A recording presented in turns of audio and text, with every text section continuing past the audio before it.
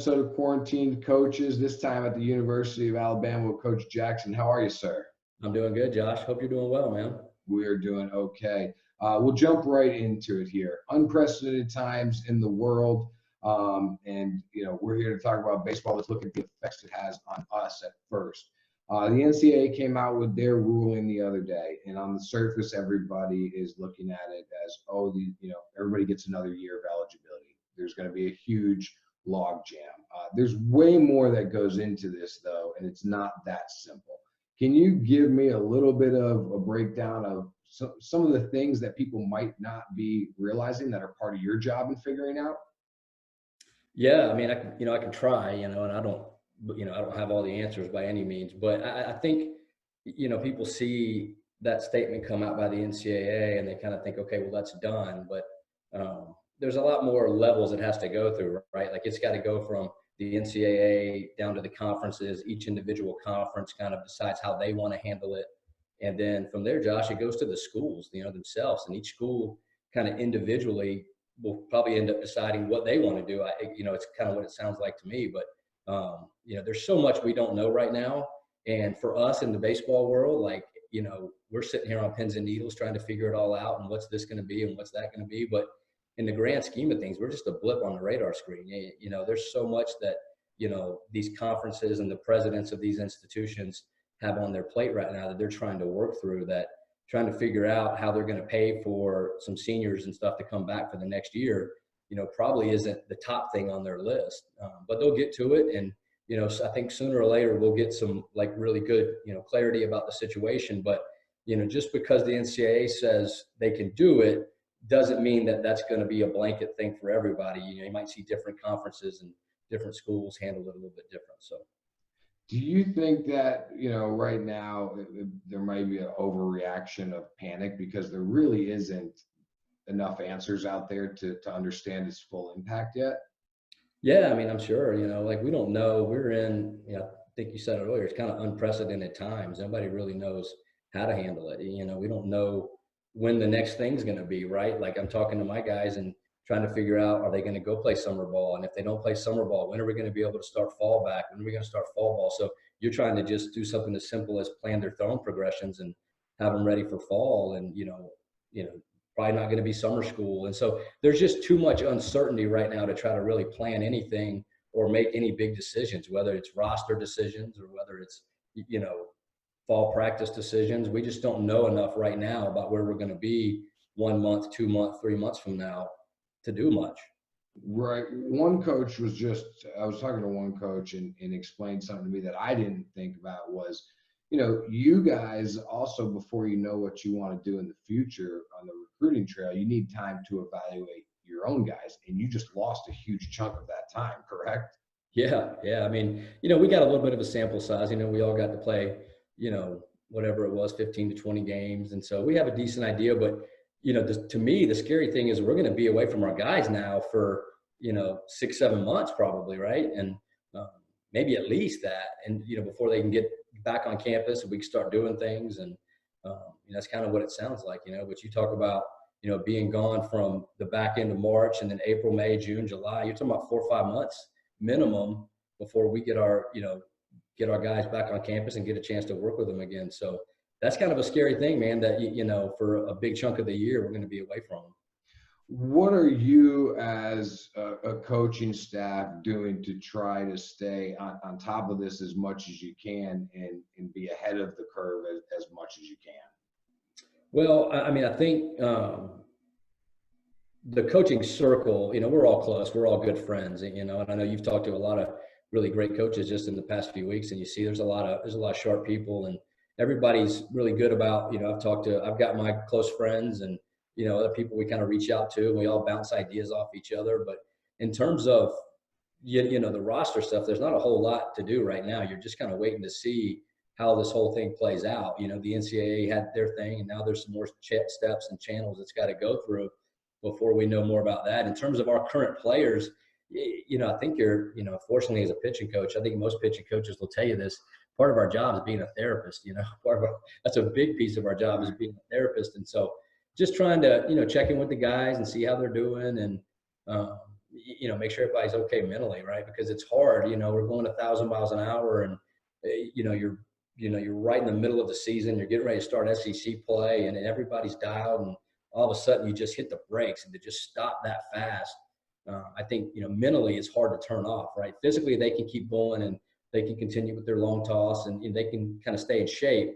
But mentally, to just shut off that fast, I think was probably a challenging thing for some guys. And now, trying to get them ready for summer ball, and are we going to have summer ball? And so, again, go back to the main theme. There's just so much uncertainty right now. You're dealing with top of the line players and ones that are constantly making that jump into pro ball. And as of right now, we know the MLB draft is getting cut down in terms of how many rounds, which means, if I'm not mistaken, less players going into pro ball. Is that correct? Yeah, that's right. That's right. Well, and I think they've said somewhere between 5 and 10 rounds, and golly, that's even a big swing. There might be a guy that, because we all have a decent idea about, our juniors maybe, and where they might fall in the draft, and some of our signees, where they might fall in the draft. And if you got a guy that you think is probably a 7 to 10 rounder, well, are they going to have rounds 7 through 10? We don't know, but yeah, I think the biggest thing is, it's easy to do, probably easier. I'm not I'm by no means a pro scout, and I don't know what goes on in those meetings, but I think for the early round guys, they probably have enough history and enough, data on those guys that they feel good about, making those decisions. And probably some of the later round guys, maybe they haven't seen enough, or, also I think there's probably some financial implications to not having those stadiums full right now, obviously, right? I'm sure that plays a big piece too. Let's get more into the baseball side of things. I know that you've been through the ranks, and you were Mercer, FAU, and then Alabama.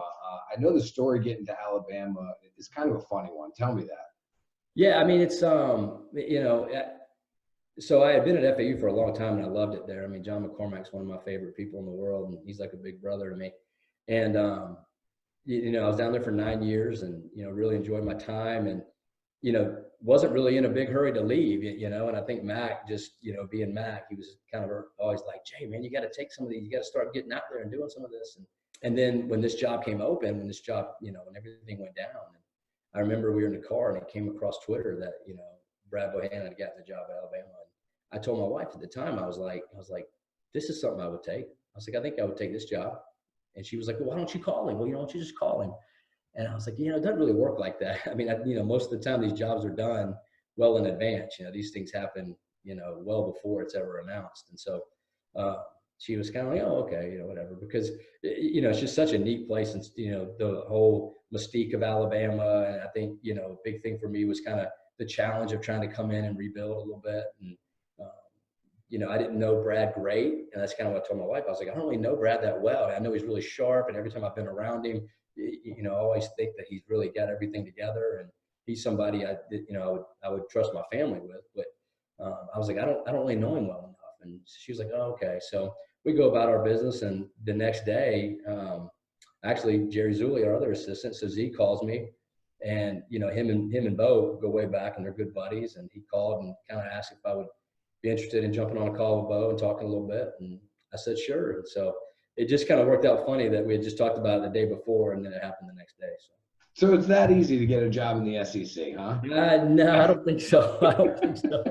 I mean, there was still a lot more to it than that. There were several phone conversations between Bo and I, and came up here and spent a day with him, and, checked everything out.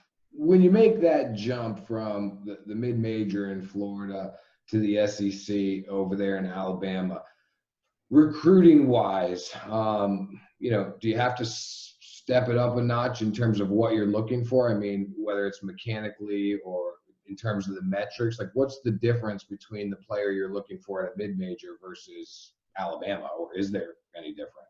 Yeah, I mean, I think there's a little bit of a difference, right? I mean, we were fortunate enough to get, we had some really good players at FAU, we were in a great place. I mean, Florida, and particularly, South Florida, Orlando South. I mean, I think the good players down there, they literally grow on trees, they're everywhere down there. So no doubt, we recruited our share of big leaguers, and we recruited some really good players. I think a big difference at Alabama is, you're recruiting more nationally, right? It's such a national brand that, I'm on planes a lot more now. It's not jumping in the car and driving 3 hours to Orlando. It's, you're flying to Toma, Wisconsin, and you're jumping on planes a little bit more. So it's more national, and you can probably reach some of those higher end players a little bit more because of the brand name. You kind of get you in the door a little bit more with them.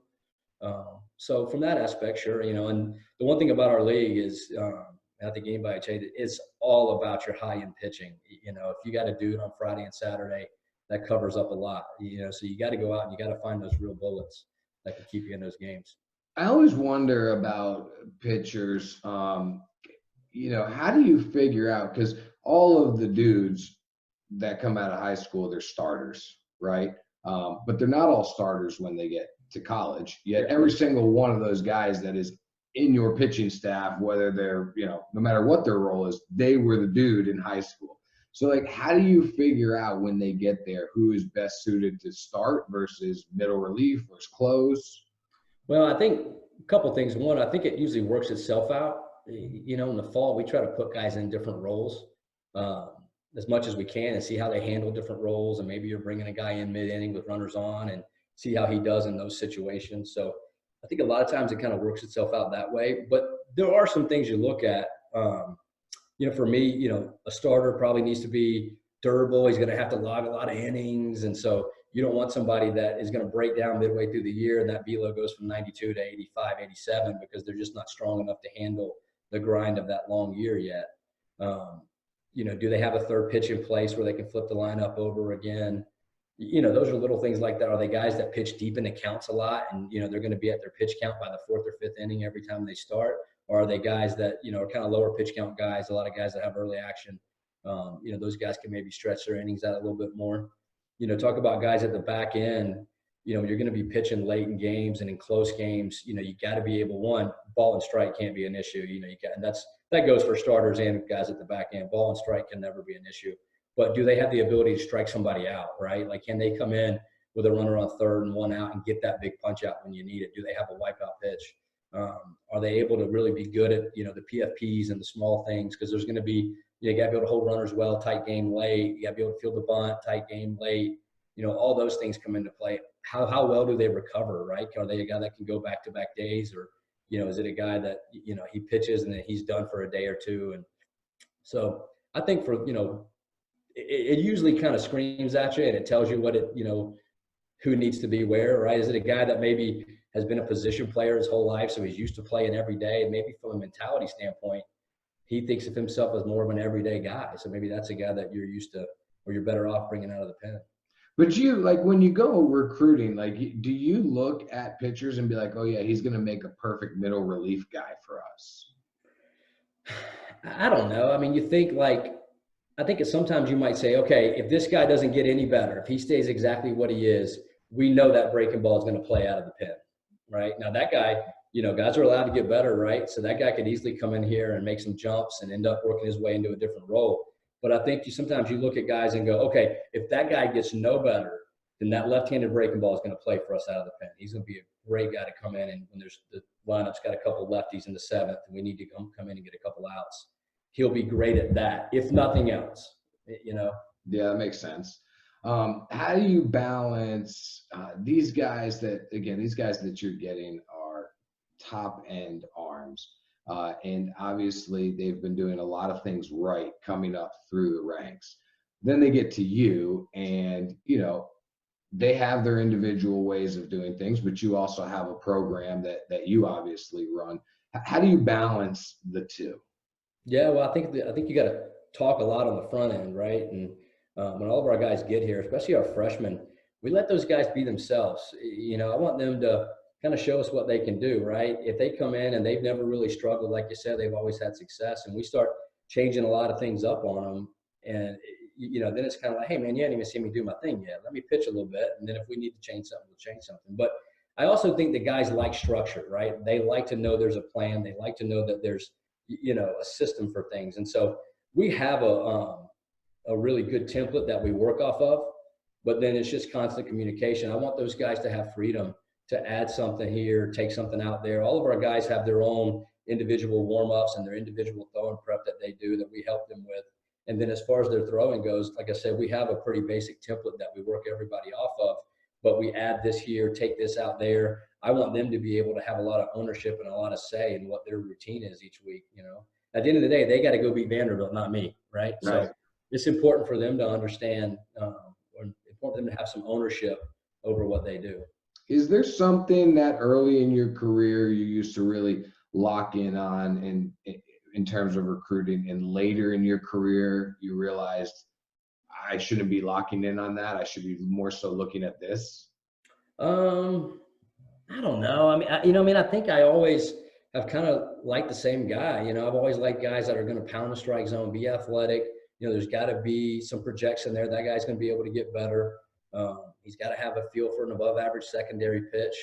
So I think those things have always kind of been in place. Now the longer, and I'm getting to be an old man now, but the longer you do this, you kind of have that database in your head of players that you've seen, that you've coached, and you've seen how it worked out. And so when you're out and you're watching a player, you can say, okay, I've seen this before. He's this guy, and this guy ended up being pretty good, right? He has a lot of the same characteristics physically, mentally as so-and-so, and so-and-so really progressed well.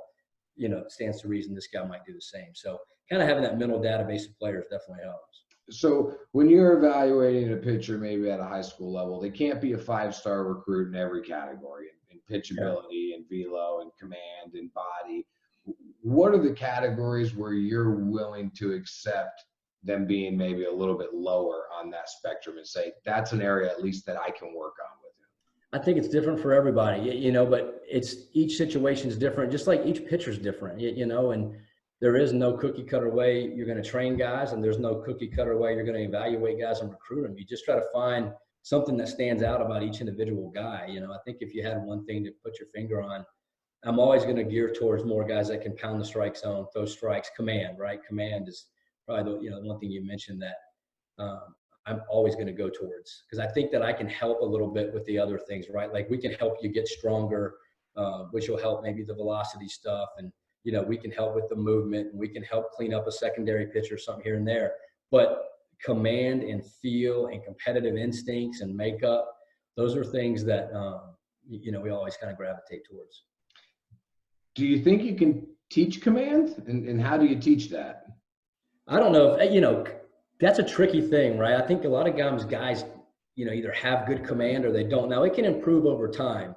The more times those guys run out there, and, you get better at playing baseball by playing baseball, right? Coach Bo always says that. It always sticks in my head. But the more times those guys run out there and pitch, the more, the better they're going to get. So I think, if you really stay on top of them about their catch play, and, that's – our guys are probably sick of me saying this, but every time you play catch, you're working on fastball command, right? So there's a big difference in throwing to get loose versus throwing to get better, and making sure we have the right amount of concentration and focus inside of our catch play, I think is going to always help guys improve their command over time. And then it's not something that there is no certain drill, or there's no certain thing that you do that just all of a sudden their command, voila, it's there, It's something you got to stay on top of, and you got to make it a priority. You got to make it a priority. But a lot of times guys, man, they just come in, they have that feel and they have that command. And you can enhance it, and you can clean some things up and you can improve some areas. But, normally if you got a guy that's really erratic, you may get him to the point where he's got control and it plays a little bit, but there's a big difference in control and command, right? And so, command is a little bit different animal. I heard the exact same thing yesterday about catch play and the difference between control and command. You guys are all on the same wavelengths there. Well, you only get, most guys throw one bullpen a week, maybe two, depending on what time of year it is. But every day they do some version of their throwing program, right? And like those are their that's their BP every day, right? Is how you go about your business in your throwing program and what you're focusing on inside of your throwing program. That's the same thing as a hitter taking BP every day, right? That's where you kind of get everything dialed in. So huge reps right there every single day if you put the right amount of focus and attention to detail inside of those. So yeah, every time you play catch, you're working on fastball command. Is this a fair argument against high school baseball? I'm watching pitchers right now sitting out. There is no high school baseball. I'm watching them do training. And I am seeing velocities go up, body types improve, versus when I've watched guys on the high school circuit before. You get another month or 6 weeks down the road, and the velocity is going down and the body's starting to fall apart a little bit. I mean, that's the argument out there nowadays. from where we're from in the Southeast, and you're getting these academies coming in against arms playing high school. Is that a fair argument? What, so you mean like not playing high school baseball, but go train? Correct. Like that, not playing high school baseball can be more beneficial to arms than playing high school baseball. Yeah, I don't think so.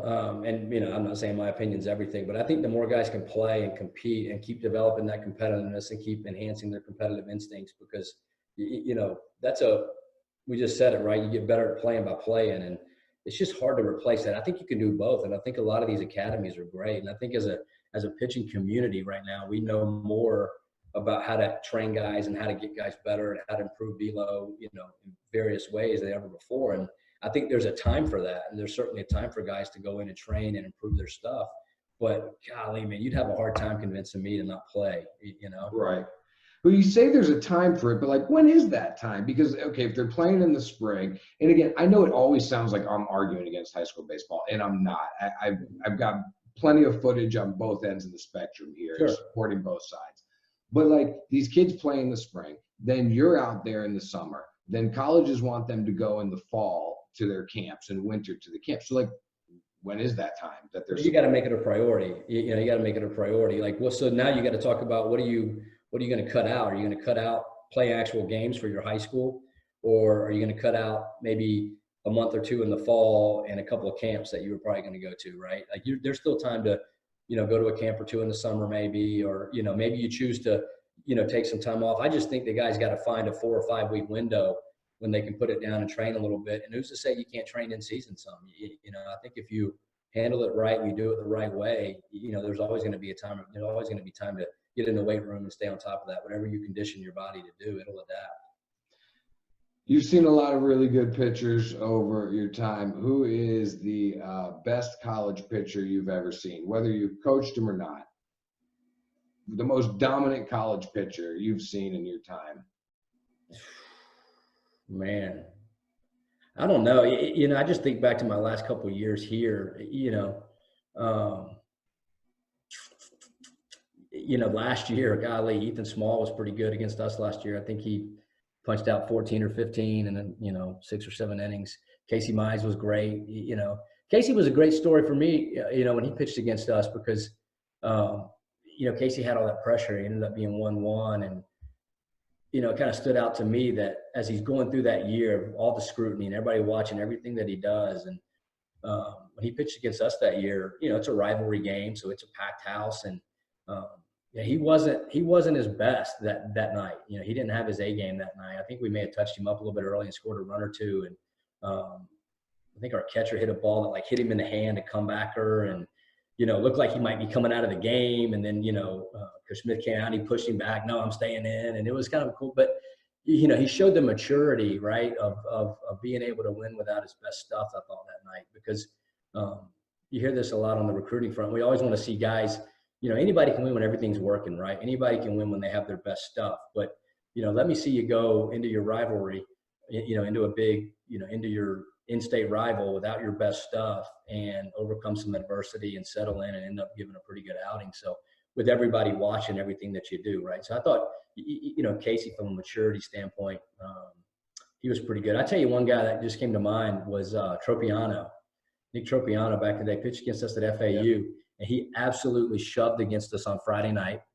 And then the next day, he's in the dugout, and he gets our guys' pitches from the dugout. He's stealing pitches, and he's relaying them. And he gets us again on Saturday. And I was like, that guy beat us twice, man. Doing work. Yeah, he was a stud, man. He was a really, really good college player. I actually ran into him not long ago, and we talked about that a little bit. But he was a good one. Tropiano was real good. Who was your favorite MLB pitcher when you were growing up? Oh, man.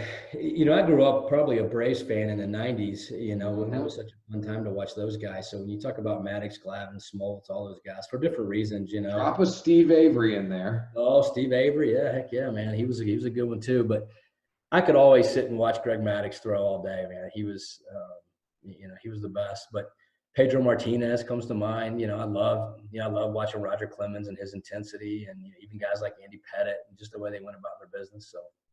Good stuff, Coach. I appreciate you sitting down talking some baseball today. It's good stuff, and definitely helping explain some of the early stuff we know about the NCAA. So appreciate you coming on here today.